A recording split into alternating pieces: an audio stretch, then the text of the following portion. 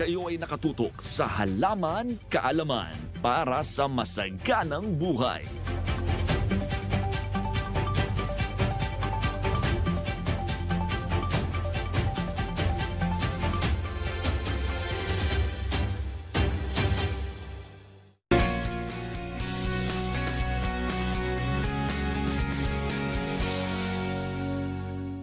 Nagbabalik ang masaganang buhay. Kasama ko po rin po si Kapitan Dino. Ngayon ay tutur tayo dito sa kanilang gulayan sa Barangay Katmon. Halip po kayo, samahan niyo po kami. Kap Dino, napakaganda po nitong mga tanim ninyo. Saka nakasulat itong Barangay Katmon Barangay Katmon sa yes. Maria, Bulacan. Opo, opo. Ito po, ano po itong tanim natin na to? Mustasa. Mustasa. Sa Alright. petbate lang namin tinanim yan. Sa mga bote. Bote ng yung mga soft drinks. Naku, ang gaganda, Kapa. Ito mga ilang araw na po ba ito? Bali yan sa 1 month inaanin na yan. Alright, oo. Kaya pwede na yan pwede nang anihin. Anihin, ano? Ang partner nito, Kap, burong-buro lang. Saka sausawan, ano? Saka pwede sa dinuguan. Dinuguan. Kap, ito, paano ito tinanim? Kasi 4 siya sa isang bote lang. Buto ang tinanim namin. Binudbud mo siya. Binudbud na. So hindi mo na sa kailangan ipunla. Hindi na. Ba talagang... Pwede rin ipunla yung iba, pero doon sa mga ating sa mga garden. Oo. Pero dyan sa pet battle, buto na aming tinatanim. Oo. Tapos nakahanay-hanay ka pa. Itong kabuuan na to, mustasa. Aba itong kabilang side. Pechay. Oo, pechay. Ano pong pataba ang ginagamit yun dito? Napakagaganda. Nagtimpla lang nag-compost kami ng mga lupa. Yes. Nagaling na ko sana na talagang natural lang. Naku, talaga ikot nga tayo bandar dyan, Kap. Napakaganda rin bandar ito. Ito mga ilang araw na po ito. Ito po yung siguro mga 3 weeks. Pechay. Pechay po ito, no? So nasa bote rin po. Nasa bote rin. Nasa mga bote rin. Ito po mga ganito, direct planting din po ito. Direct. Direct planting din. Ito po pag ganyan, ilang araw na po yan? Ito nasa mga 3 weeks na yan. 3 weeks na to. Kap, siguro mga 1 linggo na lang pwede na namang i-harvest ito. Pwede na yan. Oo. Yung iba na magaganda na yung dahon, pwede na rin. Oo, malalapad po no? Ang gaganda po ng yung iba, lumalapad na yung mga ibang tanim. Oo. Yung bang na-harvest dito, tansya ko, sobra-sobra po sa inyong pangangailangan. Ano pong ginagawa po ninyo? Iba nga binebenta namin. Iba naman talagang kinuha ng mga taga rito. Basta naman may pumunta lang dito, nagbibigay kami. Para sa kanilang mga pagkain na pangangailangan. Naku, sarap tumira po dito sa Barangay Katmon, Kapitan. Ganun po talaga kailan po parang bayan niyan. Tulong-tulong po sa mga, lalo-lalo na sa mga walang kakayahan. Yes. Sustainability ang ginagawa ninyo, Kap, ano Ganun nga po. Tingnan po natin ibang mga tanim rito. Nakaporma siyang letter, no, Kapitan, ano? Letter yan, letter siya, ito yung pinaka-barangay, no? Tapos ito yung Katmon. Ito po yung Santa Maria. Ito po yung Katmon. Yun, Ito po yung gulayan sa ibabaw. Oo. Tapos, Kap, nakikita ko sa paligid natin, ano? Yan, ayan. Iba't ibang, sa mga recycle, ano lang to, Mga recycle iba na yan, mga kamatis po, may mga bunga na po. Medyo mga ilang linggo na lang yan, maduro na yan. Malalaki na. Meron po tayong mga siling na berde, mga pasawag po sa sinigang. May mga talong. Sa loob po na yan, nandiyan na po lahat ng maraming klaseng gulay. Yes. Nandiyan na po lahat yung root crops po, meron kaming tugi, meron kaming gabi, labanos, mani.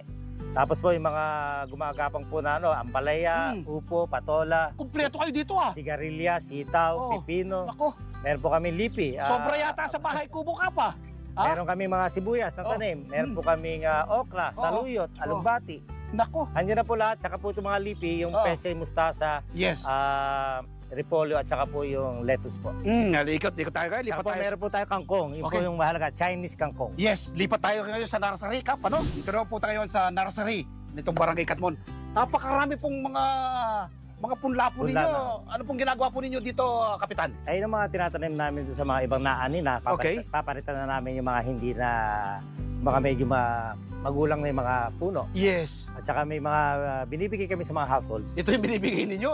Naku, talaga naman. At para itanim nila sa kanilang bakuran, sa mga school, mga kumukuha din yung ating mga guro para itanim ng kanilang mga estudyante. Kap, meron kayong tanim na mais, mais po. Nagpunla po kami ng mais. Nagpunla na rin kayo. At saka yan. Ampalaya no? Iba't ibang... Meron po mga talong, kamatis, siling berde. Meron din po tayong... Ito, parang mulberry yata to. Ayun nga po. Mulberry, ano? Talong. Saka may mga lettuce pa rin po rito. Okay, talaga naman, oh. Sa mga, yung iba, nasa mga recycled ano lang. O, sa recycle lang, kasi sayang naman yung mga kaysa sa mga plastic bag, sa mga recycle Patapon bottle, na bagay. Yan, oo. Mahalaga para mapakinabangan. Tama po. Sa halip na itapon, ano? Yeah, okay, lipat po tayo dito sa kabila. Kap, dito naman tayo ngayon sa butika sa garden sa Barangay Katmon.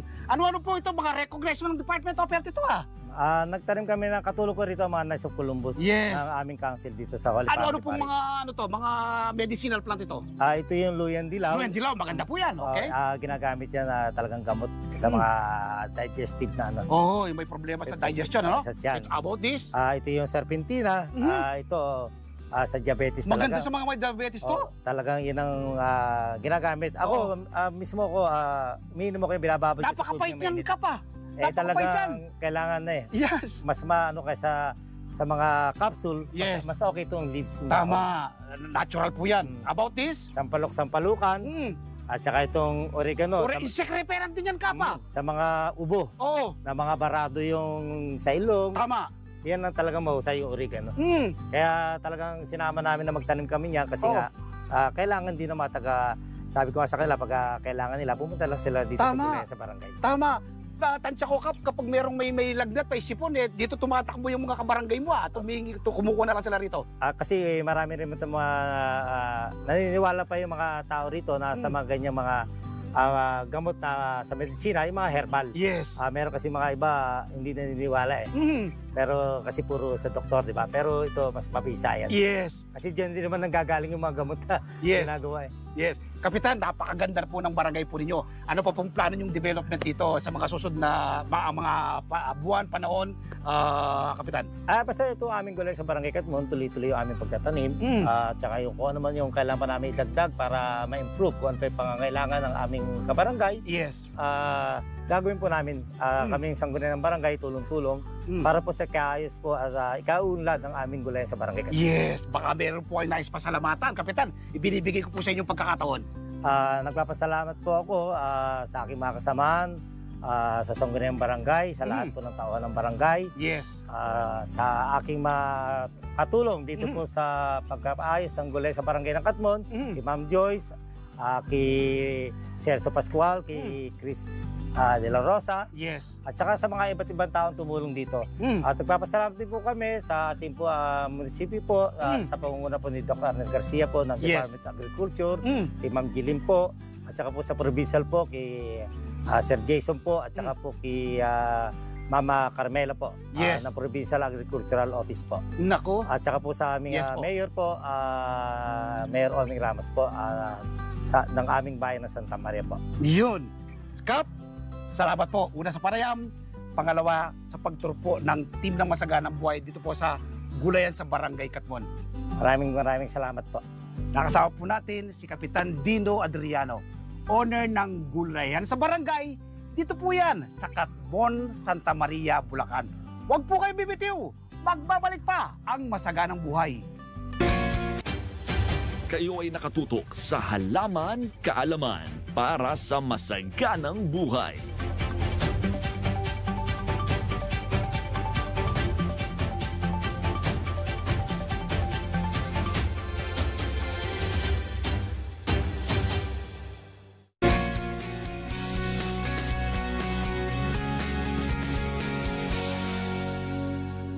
Nagbabalik ang Masaganang Buhay. Ako po si Merlyson para sa ating Feature Plant of the Week.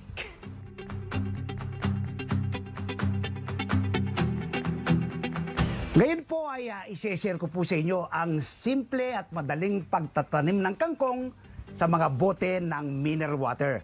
Ang kangkong po ay plant and forget. Kapag naitanim mo yan, halos hindi po siya inaalagaan. Hali po kayo, samahan niyo ko. Magtatanim tayo ng kangkong sa mga bote.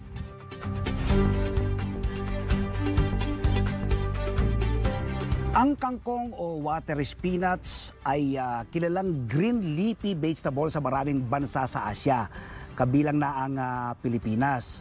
Mayaman ito sa iba't ibang uri ng bitamina at mineral, kaya't maaari itong isama sa ating pang-araw-araw na pagkain.